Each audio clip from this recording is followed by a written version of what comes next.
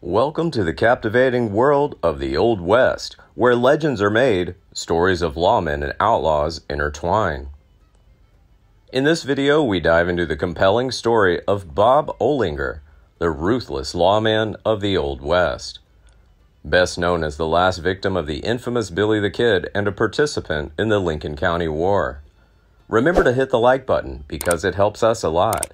Don't forget to subscribe to the channel and press the notification bell to not miss the upcoming interesting videos. Robert Ameridth Olinger, born circa 1850, began his journey from Ohio to Oklahoma with his family when he was a young boy. Upon reaching adulthood, he ventured further west to New Mexico. In 1876, Olinger was named Marshal of 7 Rivers in Lincoln County, New Mexico. Regrettably, his tenure in this role was short-lived, as suspicions of collusion with the gang led to him quickly being fired. This will become all too familiar to Olinger. His hobby of gambling and drinking led to him having such relationships. The first recorded death at the hands of Olinger was Juan Chavez, a Mexican who was a friend of Olinger's and had no prior history of violence. On that fateful day, at the Royal Saloon in 7 Rivers, as they entered a game of poker, Chavez accused Olinger of cheating. In a tense moment, Olinger rose from his seat and pointed the pistol at his friend's head. Another player then intervened by throwing a weapon at Chavez, resulting in a brutal gunfight. As the smoke cleared, Chavez lay motionless on the floor, a bullet lodged in his throat. Without regret, Olinger glanced at the fallen man and uttered the words, "It's okay, it's over," before confidently walking out of the facility. Olinger's second victim, John Hill, suffered a similar fate in a gambling-related incident. When Hill played poker at the Diamond Lil Casino and Saloon, Olinger won all of the man's money. Then, when Hill loudly announced that he'd been duped, alluding to Olinger's deceit, tensions escalated. When Hill left the facility that night, Olinger acted quickly, shooting him dead. These incidents reflect a dark chapter in Bob Olinger's life, where gambling and alcohol led to a tragic end. In February 1878, as the Lincoln County War erupted, Bob Olinger found himself deeply entrenched in the conflict, aligning with the 7 Rivers warriors. The spark that ignited the violence was the Dolan Murphy faction's court-ordered demand to seize John Tunstall's horses as collateral for an outstanding debt. When Tunstall staunchly refused to comply, Lincoln County Sheriff William Brady assembled a team to arrest him. In the group is Bob Olinger, a hired gunman for Dolan Murphy. However, instead of arresting Tunstall, Olinger participated in the fatal shooting of this man on February 18, 1878. Although many gunmen were involved in the murder, only James Dolan and Jacob Billy Matthews face accomplice charges. The consequences of Olinger's involvement in the Lincoln County War proved to be a grave mistake, said Billy the Kid, a staunch supporter of Tunstall. Billy swears, "I'll get every son of a bitch who helped to kill John if it's the last thing I do." The following year, Olinger found himself playing poker with a man named Bob Jones, which escalated into another gambling dispute. Knowing Olinger's notorious reputation, Jones wisely stayed away from any confrontation. However, Olinger saw an opportunity to exploit the situation when he discovered that Deputy Pierce Jones held a minor warrant against Bob Jones. Seizing the chance, Olinger joined the deputy, and together they arrived at Bob Jones' residence. Meanwhile, Jones diligently worked in the yard while his 3 children played, and his wife attended to household affairs in the kitchen. Without resistance, Bob politely requested the officer's permission to explain the situation to his wife, assuring him of his swift return after paying the fine. The understanding deputy agreed, allowing Bob to enter the house, passing by his shotgun resting on the porch.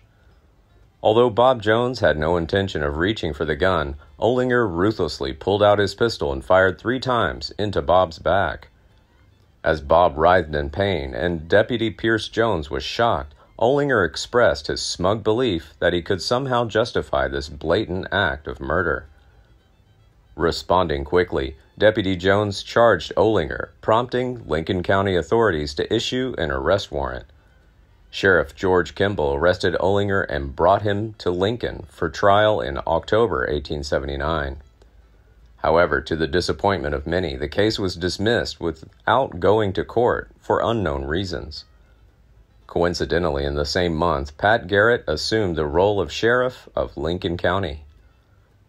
Surprisingly, Olinger was also appointed Garrett's deputy, much to Garrett's own disappointment. Aware of Olinger's violent tendencies, Garrett would soon bear witness to it firsthand. On one occasion, when they caught an armed Mexican fugitive hiding in a ditch, Garrett promised to secure the fugitive if he surrendered. However, the man cautiously approached and raised his hand in surrender. Olinger coldly drew his pistol, seemingly preparing to shoot. Only Garrett's intervention, standing between them and admonishing Olinger, saved the man's life. Garrett firmly stated, "Put it away, Bob, unless you want to try me." Since the reward for catching Billy the Kid entices Pat Garrett to pursue him, Olinger revels in the hope that he'll be able to be the one to end the notorious criminal's life. In December 1880, Pat Garrett successfully captured Billy the Kid, along with Dave Rudabaugh, Tom Pickett, and Bill Wilson. All brought them to Santa Fe, New Mexico. After Billy was convicted, he was taken to Lincoln to await the scheduled execution date of May 13, 1881. Olinger, along with several other men, was charged with escorting the Kid back to Lincoln. During the journey, Olinger takes every opportunity to taunt Billy. In response, Billy, always defiant, warned Olinger, "Be careful, Bob, I haven't been hanged yet." Despite Olinger's intention to get rid of the Kid on the way to Lincoln, the party arrived without incident. After being held in the county jail, Olinger continued to mock Billy, prompting Garrett to order him to stop. Olinger's cunning nature even goes so far as to place a bait pistol within Billy's reach on the table, luring him into action. However, Kid proved too shrewd to fall for such a plot. On April 28th, during Pat Garrett's absence from work, Billy the Kid was placed under the supervision of deputies James Bell and Olinger.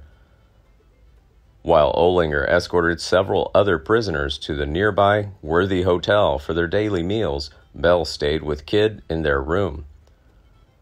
Somehow, Billy secretly got a pistol and shot Bell dead. He then stole the 10-gauge double-barrel shotgun and waited for the deputy by the window in the room where he was being held. Hearing the gunshots, Olinger assumes that Bell killed Kid himself and begins to return across the street to investigate.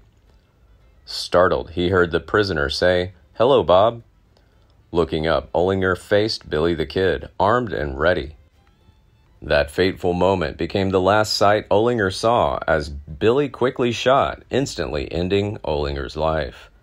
Finally, Bob Olinger was buried at Fort Stanton Cemetery, Lincoln County, New Mexico, USA. Swearing vengeance, Pat Garrett fulfilled his promise by shooting down notorious criminal Billy the Kid on July 14, 1881. Please like and share if you find the video content interesting and useful. Don't forget to subscribe to the channel and comment below so as not to miss the upcoming interesting videos. Thanks for watching.